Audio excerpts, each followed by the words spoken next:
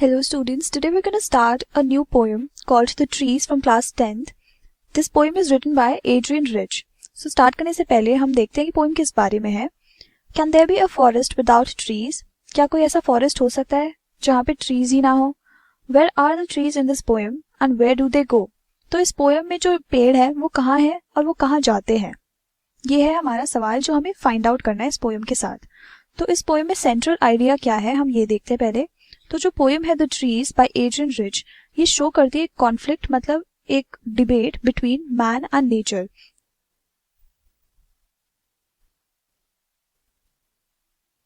तो जो ये लड़ाई है वो किस वजह से है, हमें ये जानना है कि हम देख रहे हैं कि कैसे ग्रोथ एंड डेवलपमेंट हो रहा है. जैसे जैसे सोसाइटी बढ़ती जा रही है और ह्यूमन बीइंग्स यूज्ड टू हो चुके हैं नेचर के लिए, कि मतलब वो जितना भी नेचर है उसको अपने बेनिफिट्स के लिए यूज कर रहे हैं, बहुत सारा हार्म कर रहे हैं नेचर को. इस वजह से यहाँ पे कॉन्फ्लिक्ट है मैन और नेचर के बीच में. पोएट यहाँ पे मैसेज देना चाहते हैं कि थोड़े बहुत जो पेड़ पौधे लोग घर पे अपने लगाते हैं वो इक्वल नहीं होता जो एक्चुअल नेचर में पेड़ पौधे होते हैं. तो जो ये घर के अंदर पेड़ पौधे लगाना वो एक फॉल्स आइडिया ऑफ नेचर है. Just because you plant a few trees inside your house does not mean कि तुम नेचर को बहुत ज़्यादा सपोर्ट कर रहे हो. जो असली नेचर होता है वो बाहर होता है, घर के अंदर नहीं. असली नेचर फॉरेस्ट में होता है और जो हमने ऑलरेडी डिस्ट्रॉय कर दिए हैं. तो जो पोएम है वो हमें क्या बताता है कि जैसे ट्रीज ब्रेक फ्री करना चाहते हैं इन वॉल्स से, मतलब पेड़ हमारी बंदिशों से बाहर भागना चाहते हैं, that humans have put around them, जो हम ही इंसानों ने उनके आजू बाजू लगाए हैं, और हमें वो जो पेड़ है वो हमें छोड़ के इन फॉरेस्ट में जाके रहना चाहते हैं. सो जो पेड़ पौधे वो रियली में जाके कहाँ रहना चाहते हैं, जंगलों में जाके रहना चाहते हैं और हमसे दूर रहना चाहते हैं. जस्ट बिकॉज हम नॉर्मल जो इंसान है यहाँ पे आजकल हम लोग इतना ज़्यादा डिफॉरेस्टेशन कर रहे हैं, just because we plant a few trees inside our homes does not mean कि जो बहुत ही ज़्यादा आइडिया ऑफ नेचर हम प्रमोट कर रहे हैं. घरों के अंदर पेड़ पौधे लगाने से कुछ नहीं होता. असली पेड़ पौधे कहाँ बिलोंग करते हैं, फॉरेस्ट में, मतलब जंगलों में. तो हम अभी पोएम को स्टार्ट करते हैं. Let's start with the first paragraph. The trees inside are moving out into the forest, the forest that was empty all these days, when no birds could sit, no insect hide, no sun bury its feet in shadow. The forest that was empty all these nights will be full of trees by morning. तो हम यहाँ पे first of all important words देख लेते हैं. Empty का मतलब क्या होता है, खाली, मतलब हॉलो या मिसिंग, जो मतलब वेकेंट होना, कि यहाँ पे कोई भी है ही नहीं. बेरी का मतलब क्या होता है, इसका मतलब होता है कि किसी चीज़ को किसी और चीज़ के साथ कवर कर देना और वो विजिबल नहीं होगा.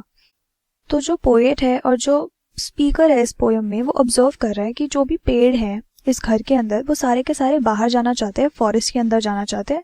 जैसे हम फर्स्ट लाइन में देख सकते हैं, the trees inside are moving out into the forest. जो पेड़ और पौधे घरों के अंदर है वो बाहर निकल के फॉरेस्ट मतलब जंगलों के पास जाना चाहते हैं. और ये बहुत ही ज़्यादा टाइम से एम्प्टी है. In the forest which has been empty for a long time. तो ये बहुत टाइम से जो फॉरेस्ट्स हैं वो खाली पड़े हुए हैं और इसलिए वो वहाँ जाना चाहते हैं. बहुत ज़्यादा समय से वो खाली पड़े हैं. It is important to understand that the trees are not actually moving. हमें बहुत ज़रूरी है ये जानना कि जो ये ट्रीज हैं वो एक्चुअली में वहाँ से मूव नहीं करे, क्योंकि जो ट्रीज होते हैं वैसे तो लिविंग है बट देन इनएनिमेट है, मतलब उनको देख के नहीं लग सकता कि वो जी रहे हो, क्योंकि वो मूव नहीं कर पाते.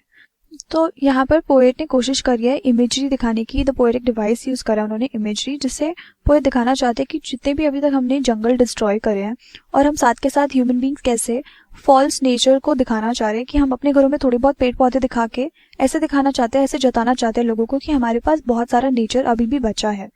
Since the forests outside are empty, जबकि हम बाहर देख के निकले तो वहाँ पे हम एक भी जंगल नहीं देख पाते. सारे जंगल जल चुके हैं, कट चुके हैं इंडस्ट्रियलाइजेशन की वजह से.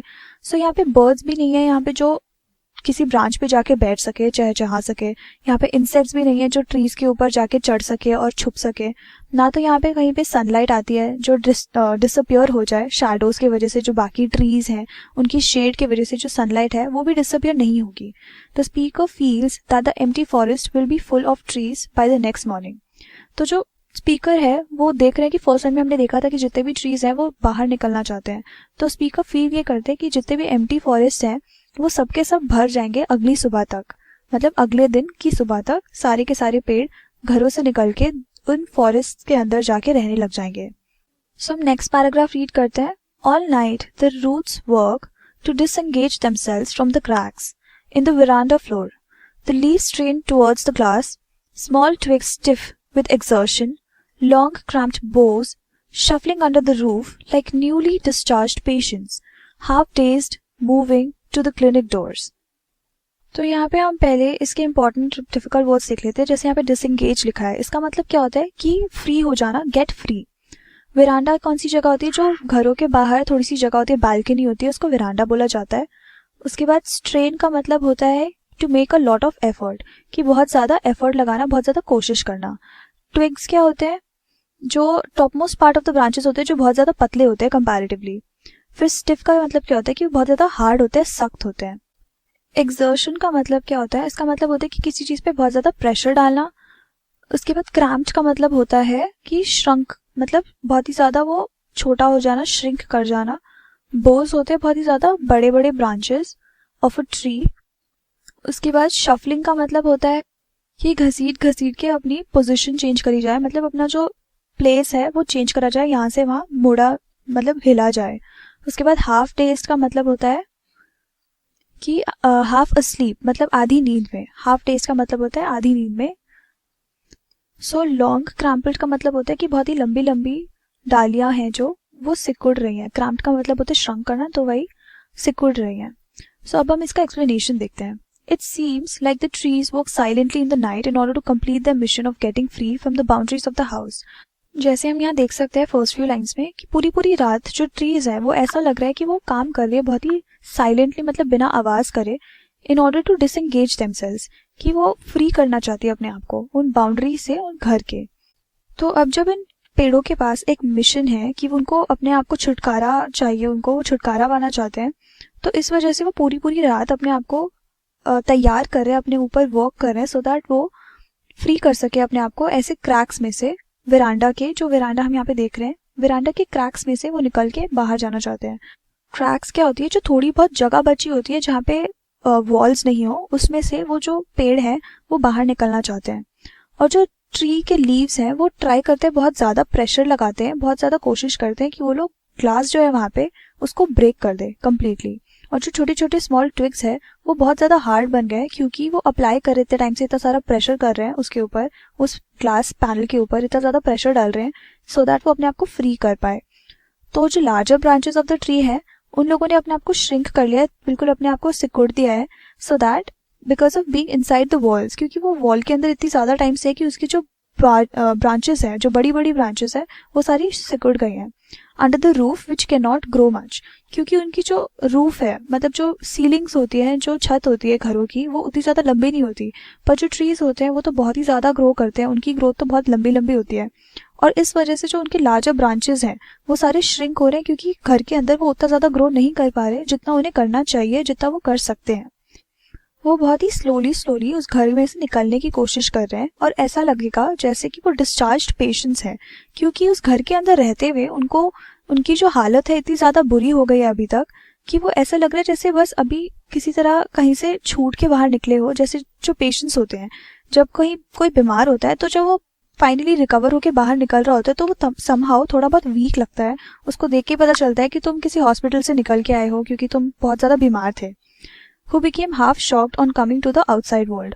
और वो ऐसे हाफ डेज का मतलब हमने देखा था कि शॉक्ड हो या तो आधी नींद में हो, तो वो जब बाहर निकल रहे होंगे इतने वीक लगेंगे कि ऐसा लगेगा कि वो आधे से ज़्यादा, मतलब इतना ज़्यादा शॉक हो गए हैं, चौंक गए हैं चीज़ों को देख के कि बाहर की दुनिया एक्चुअली में कैसी है। Moving to the clinic doors, कि मतलब वो बाहर जब निकल रहे होंगे हॉस्पिटल से, तब वो देखेंगे कि बाहर की दुनिया कितनी सुंदर है, और वो अभी तक क्या क्या मिस कर रहे थे, पर उनमें उतनी ताकत भी नहीं होगी कि वो उन चीज़ों को अच्छे से एंजॉय कर पाए।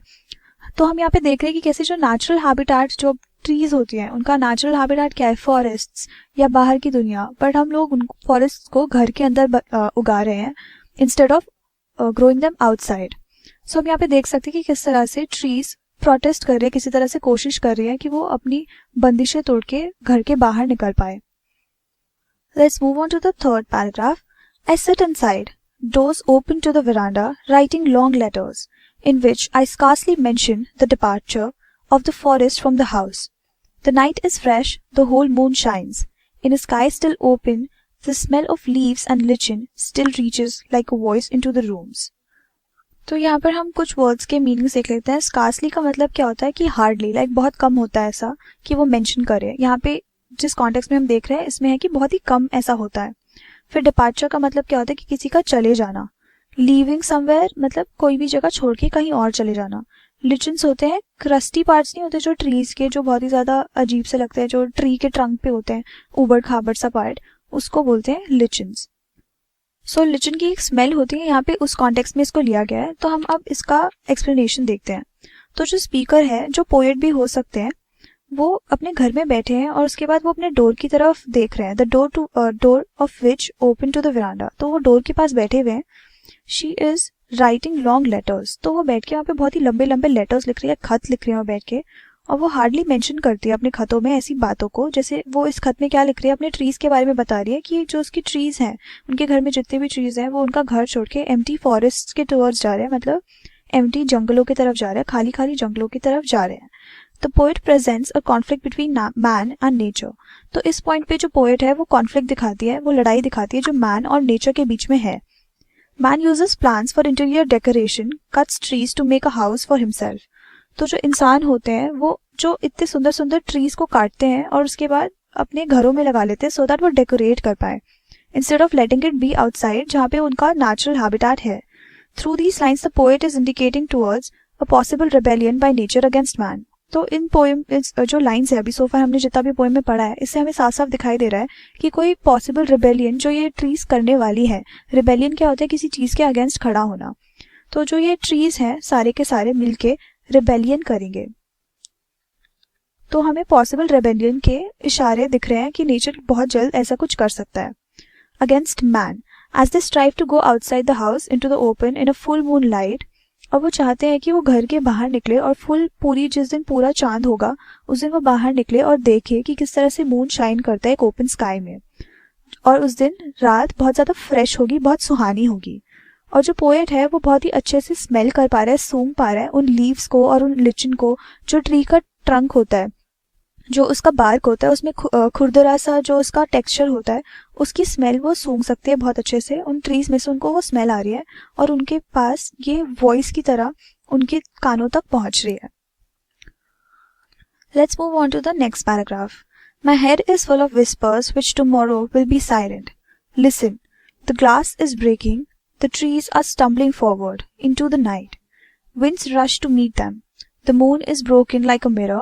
Its pieces flash now in the crown of the tallest oak. तो हम यहाँ पे इंपॉर्टेंट वर्ड्स देखते हैं। फर्स्ट ऑफ ऑल, विस्पर्स का मतलब क्या होता है, खुसफुसाना। फिर साइलेंट का मतलब होता है कि शांति रहना बिल्कुल। स्टम्बलिंग का मतलब होता है कि बहुत ही अनस्टेडीली वॉक करना, मतलब उबड़ खाबड़ गिरते फिरते चलना। उसके बाद रश का मतलब होता है कि बहुत ही तेजी से कोई हरी करे, बेसिकली हरी करना, कि जल्दबाजी करना। फ्लैश का मतलब होता है शाइन। तो हम यहाँ पे देख रहे हैं कि जो उसकी पीसेस है वो फ्लैश करेंगे, मतलब बहुत ही तेज से चमकेंगे। उसके बाद टॉलेस्ट ओक क्या होता है, ओक होता है एक ट्री का नाम। तो जो इस पूरे पैराग्राफ में हम क्या देख सकते हैं कि जो स्पीकर है वो बहुत ही ज्यादा ध्यान से उन साउंड्स को सुन रहा है जो लीव्स में से आ रही है और लिचन्स में से आ रही है उस ट्री के।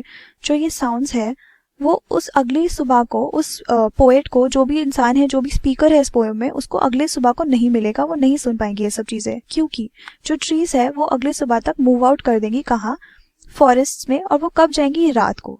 और फिर अगले दिन सुबह को जब वो आके देखेंगी तो उनको घर में एक भी पेड़ नहीं मिलेगा, एक भी प्लांट नहीं मिलेगा, सुबह सुबह जब वो मॉर्निंग में आके देखेंगी। Now the speaker can hear the glass breaking due to the efforts of the twig. तो हमने ऊपर देखा था कि किस तरह से जो ट्विग्स वगैरह है वो ग्लास तोड़ने की कोशिश कर रहे हैं। तो अब जो स्पीकर है उनको सुनाई दे रहा है कि किस तरह वो ट्विग्स ग्लास ब्रेक करने की कोशिश कर रहे हैं।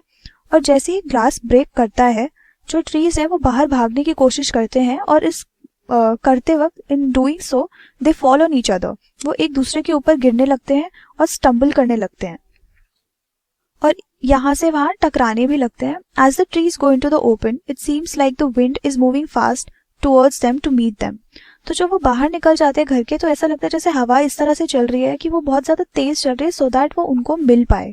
जो टॉल ट्रीज है वो फाइनली सीधे खड़े हो पा रहे हैं, जैसे अब क्योंकि वो फ्री है, अब उनको जो सीलिंग्स है, रूफ्स है, छत है घरों की, वो उनको कन्फाइन नहीं करी, उनको कहीं से भी बंदिशों में नहीं है वो उनके। तो वो फाइनली जो टॉल ट्रीज है वो कम्प्लीटली अपने एक्चुअल स्टेट में खड़े हो पा रहे हैं। वो इतने ज्यादा टॉल हैं कि उन्होंने, they have broken the moon into pieces like a broken mirror. उन्होंने मून को इस तरह से तोड़ा है जैसे कि ब्रोकन पीसेस होते हैं मिरर के।